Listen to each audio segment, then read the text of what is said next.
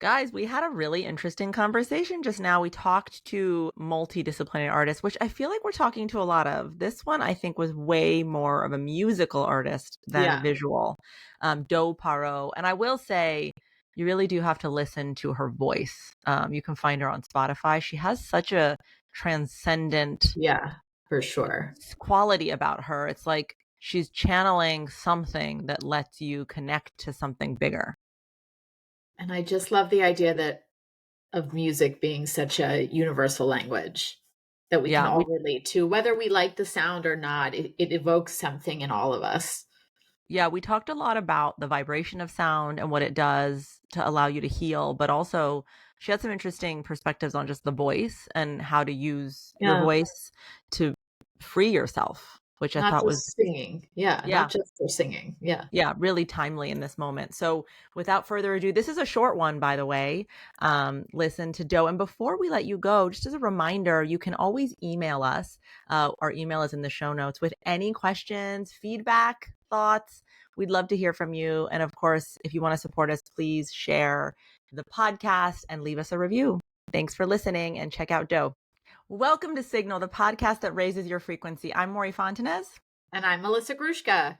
And today we have the extraordinary multidisciplinary artist and musician, Doe Paoro. Bean, are you ready? I'm super ready. Doe, welcome to Signal. Thank you. So happy to be here. We are psyched to have you. I just have to say, guys, write this down right now. You need to go find Doe on Spotify and listen to her gorgeous, beautiful voice and music. It is transcendent. And this morning I listened to a meditation of yours, which you also do beautifully well. Yes. Thank you. So we're psyched to have you and just talk about your art and, how it all started and, how you create such a beautiful portal to the spiritual realm. So again, thank you for being with us. Doe, why don't you just start by telling us a little bit about you? How did you get to this point in your life where you make this music, and what does it mean to you to be a musician at this level? Whew. I don't know. It's like where to start. I'm actually in Syracuse, New York, where I am from. I'm visiting family here. Nice. And these are my lands of origin. And it's interesting. We're entering the winter season, and I always felt like this was such a creative time as a teenager where Oh, wow. just living in such a seasonal place would go really inward, and those would be these kind of cathartic periods of creativity, which has translated over to my artistic career and in the seasonality of like a career of an artist. Yeah. Are you West Coast based though, normally now? I'm mostly based out of Costa Rica at this point. I live in a community down there. Yeah. Mm-hmm. Interesting. Such a creative inspiration in the winters of Syracuse and then ended up in Costa Rica with limited winter, I'd imagine. Definitely. Definitely. So tell us about a little bit of, I talked so much about your music, but you are a multidisciplinary artist. So what are your mediums besides music? Well, I actually started out as a visual artist. I am a painter as well. And I also write. I'm starting to share more of that. Obviously, I've previously mostly shared that in terms of my songwriting, but I just started a Substack like everyone else. And I'm beginning to explore there. And I'm also a facilitator in different healing spaces, sound healer, and kind of a ritual facilitator in that way. Is it visual art? Is that your first? Is that where you first started creatively? Yes. Interesting. Mm-hmm. How do you come to the spiritual part? Like, how did that become such a deep part of what you do in all of your art?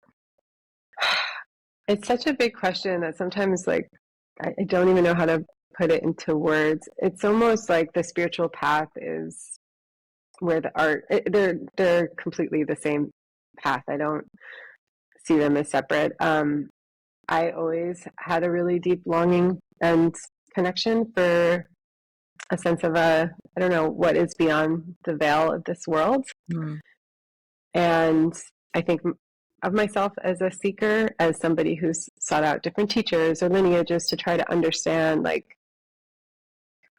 yeah, to just try to open and cultivate that part of myself. And as I've been doing that since I was, in my early 20s, I guess, I think my music has blossomed and has sort of, I guess the way I want to say it is like been an archive of that process.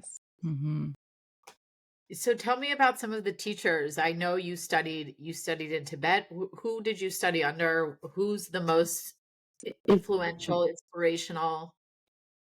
Yeah, when I was 27, I went to India, and I ended up, through a series of like very fortunate synchronicities, I guess you could say, ended up encountering the Tibetan Institute for Performing Arts, and started studying under this teacher there named Samten Dundup, who's a Tibetan voice singer and teaches in that conservatory. And that was a really like breakthrough moment for me with my voice, and just understand, and also like spirituality, because the Tibetan opera form, it's called Lamo, and it's a lot of those songs are Buddhist teachings or poems from past Dalai Lamas. And so as I was learning singing, actually, in that way, because it's really high range and requires a massive expansion of what I knew the voice could do, I was also absorbing these amazing Buddhist teachings. So that has been a really deeply influential part of my life. Wow. And yeah. Do you think of yourself as a channel? I try to stay really humble with words like that, but I don't think... want you to be humble. Don't do No, it. yeah, this is the place to shine and brag about it. Yeah. But I mean, I think all people are channels. Like that's really my belief, is that this world has so desensitized us. It's so harsh out here, and we're like completely out of tune with our gifts. And I think that everyone has the possibility of channeling, and I have experienced it in moments. It's inconsistent. Yeah. Do you feel like you have since you were younger? Is this something that's been in you since you were a teen? You said you had a lot of creative, introspective moments when you were young, or is this something you discovered later on? I think it's something I've cultivated over the years by just like owning my sensitivity more and honoring it, and doing things that allow it to come out. And yeah, I felt my channel actually like open up the most when I'm in a deep spiritual practice and attuned to my dreams and can remember certain things. And yeah, you mentioned sound healing, and I know you do sound baths. Tell us a little bit about how sound does create healing, but also opens portals for us to access, a different consciousness. Yeah, it's like the human brain can't sound. I don't understand how it works exactly. Yeah. But what it is vibration, and everything has a vibration, and sound has this way of bringing in harmony, or can, especially with sound healing instruments, can create sort of a field of coherence vibrationally where maybe there's discordant vibrations. That's one way to work on it. I mean, there's so much we don't know about how sound works in terms of its healing powers, but we're starting to understand a bit more. But the other thing is, I don't know, like with the human ear can't resist sound. It's a way that things can get in past our defenses, and somehow it's a medium with which travels that doesn't seem to hurt us. Like it's something I think about with certain political songs that carry like really harsh truths, but like get past our defenses in a way. Yeah, absolutely. I mean, I think art in general is so healing and confronting in that way, right? Like it's almost like we feel like we can be safe expressing and experiencing the depth of our grief or rage or injustice through art, And I wonder if when you think about your visual art, is that part of the way that you create is by, you know, facilitating your own feelings through that, and then therefore other people get to do that? Does that resonate with your process? Completely. I mean, I think my process has always been very cathartic, and in the beginning was more just about like working through my own stuff. Yeah. And over the years, as I've progressed, I think on my own healing path, like have had more to offer other people that is is no longer coming from a space of like pain, but from a space of wholeness.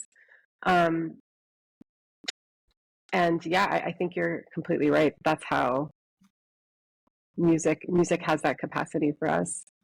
What would you say your message is specifically to the world? Well, I think for one, it's definitely that music can heal in ways that are beyond work beyond my logical mind or understanding. Yeah.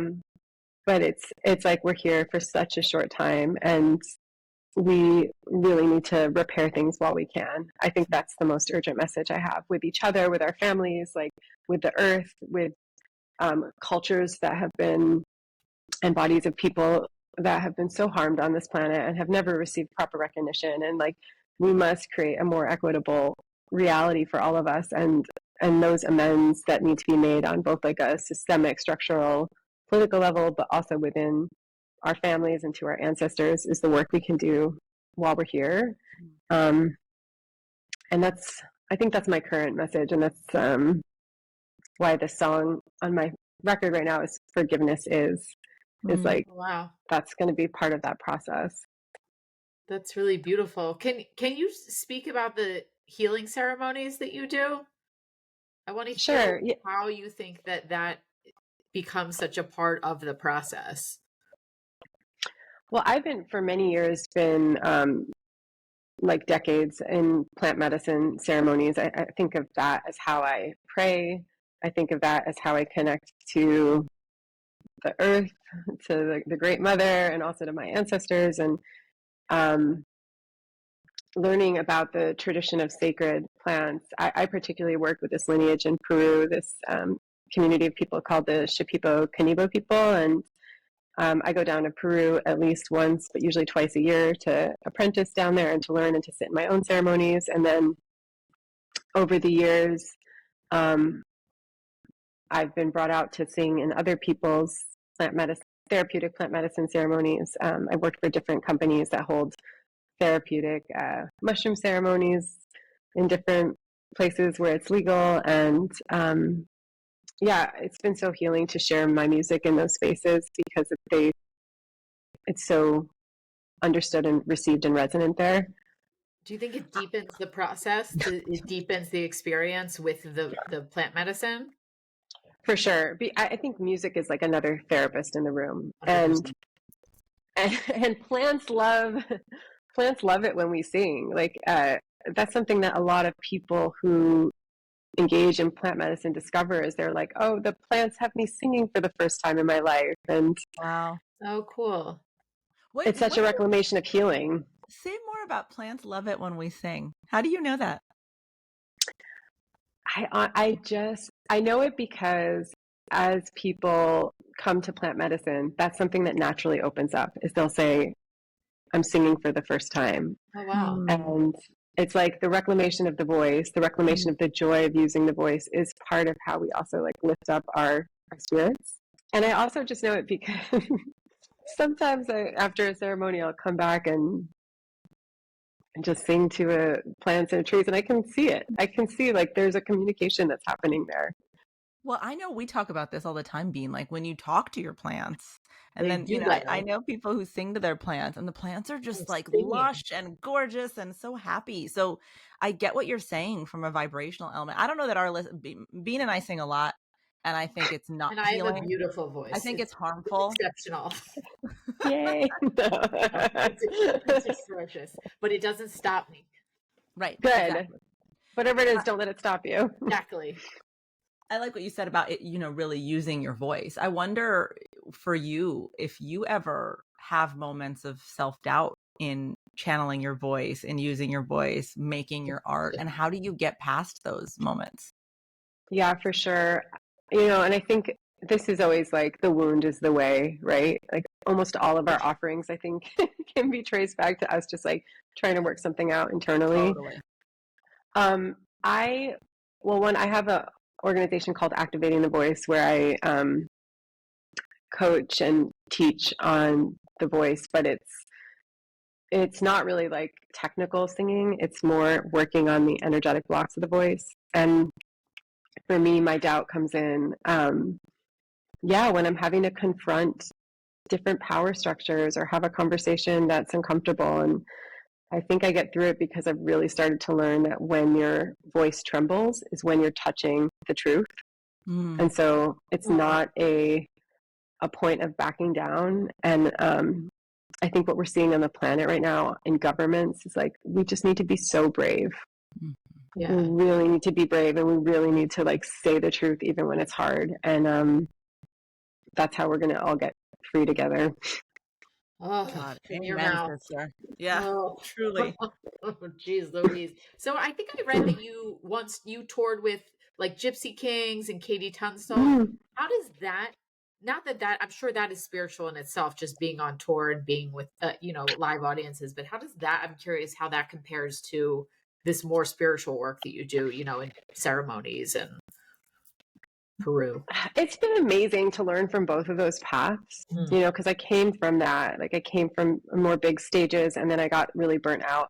Although I will say, like touring with the Gypsy Kings was such an unlock for me, and I do think that it is deeply spiritual to tour with them because I don't know, they're so unique. They have multi-generational people. Like I see like young kids there and elderly people, and it's just like their audiences and demographics are so diverse. They return year after year to see them. You'll see whole families come see the Gypsy Kings, and they're like, we come every summer, and they've managed to make something like truly universal. Yeah. In who it appeals to. I've never seen anything like it. It was stunning and really eye-opening to see that. What was the unlock for you? Yeah. I think that was it. I was like, there is a way to pull in like universal groups. Like I hadn't seen that in other bands I toured with. I'd see people within a certain age range or like whatever it was. But it was here with the Gypsy Kings. I was like, this is it. Everyone loves the Gypsy Kings. They're so deeply beloved, and their music is just profoundly uplifting. And it was really tuning into like, what is it that creates this kind of universal music force field where everyone feels invited? Right. Because that's the goal. What's the answer? How did you figure it out? I don't know. I'm still figuring it out, but I think I'm getting closer just from having experienced that transmission of being like, when you see something, now you know it's possible. Right. It's like my voice. It brings together, it unites. Yeah, totally. Everyone agrees with you. But I also think I think about going to live shows and feeling like there is this collective consciousness that forms very tangibly. We're obviously always connected. But in a live show, the audience, the musician, it feels like it becomes this trance where everyone is in the same vibration together. And I always find myself being like, wow, like what could we create from this vibration, or what is being created? What's being sent out into the universe right now, or onto our planet when we're in this collective trance? I wonder if being on tour feels like a really intense hit of that for the artist. Like, how does it feel from the stage? Yeah. Like, do you feel that with the audience? On good nights, yes. When like that barrier dissolves. I think there's so much that can be created from that space of coherence and shared territory. Especially where we are at now as a collective, where there's so much like ripping in the social fabric. And I think music really unites us in this way. That's 100%. completely magical. So how did you do the shift? How did you make the shift from that kind of touring to completely it's kind of a 180, I feel like, in a lot of ways. Well, I really burnt out, You not did. from that tour. I like those tours. I had a serious burnout in 2018 or 19, I can't remember. And I did like 21 shows in 23 days, and Wow. everything went wrong that could go wrong. And I was like, I'm just done doing it this way. And so now I'm like rebuilding step by step. I mean, I was almost ready to walk away from music altogether. And that's kind of why I started doing sound healing, because I was like, I just want to play with music in a way that's, I get to be and continue to be in relationship with it, but not have it drain me. And sort of be the recipient and not the giver. Yeah, with sound baths, I was like, this is beautiful. I'm nourished by this. Yeah. Exactly. What advice do you have for people listening about recognizing that exhaustion in self and having the courage to make a decision? Yeah, I mean, I think that exhaustion is such a compass, and it's really the body's way of saying you needed to say no a long time ago and you didn't. And if the body, if we don't answer to our exhaustion, will not be able to be here. It's like, it's really our responsibility to tend to our exhaustion and figure out what's out of alignment when that is, because something was out of alignment and I was pushing. And this is very like much about, the masculine principle in the world right now too, where we push and bypass and say more, we have to do more to succeed. And the yin feminine principle is all about receptivity and realizing we can actually do less and channel more wise action, and we'll be in a much better place. Beautiful. I love that you just said that out loud. Are you working on something that you're really excited about to share with folks? Am I working on something? I am working on starting to put together again, like for the first time since I burnt out, like more conscious shows and gathering us together in groups of people. I have a gathering at the end of the year around the voice, the activating the voice work I was telling you about earlier in Costa Rica. But yeah, I'm really excited for 2026 and putting together these shows that I hope will be like a mix of actually everything I've learned from both paths. Yeah. Cool. Is activating the voice specifically about singing, or is it just about speaking tapping up into what you know, speaking up, understanding it's who both. you are? Yeah. It's both. It's singing in terms of just reclaiming the joy of it and singing, like moving past how it sounds, but just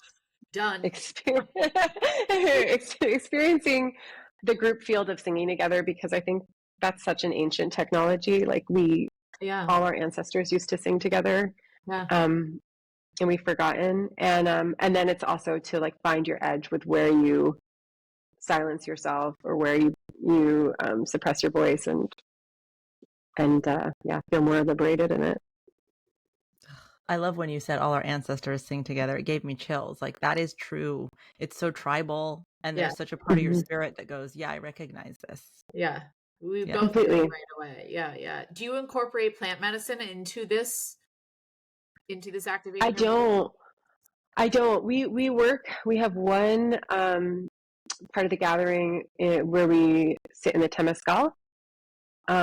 It's a traditional sweat lodge.